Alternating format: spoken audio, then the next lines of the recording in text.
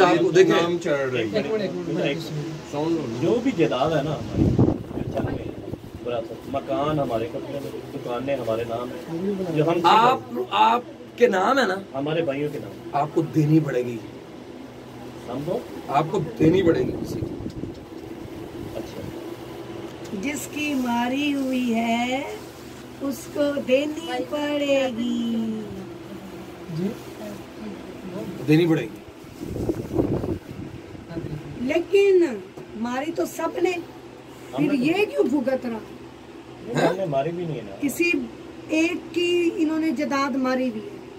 मारी भी है? हाँ, तो हमने नहीं मारी ना, वो भी तो किसने मारी है?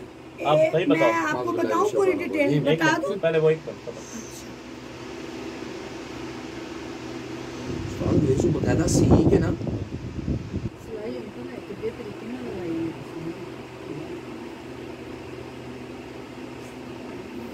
गर्दन, बाजू, जोड़, हाँ जी, अखा, मुंह, ला इलाहा इल्लल्लाह,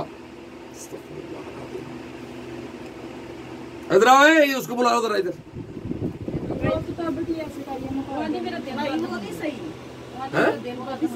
आज वेखना तो सही, आज ओदा प्यो भी सारा कुछ ठीक हो जाएगा। तो आज मैं अन्ना मारना है, अन्ना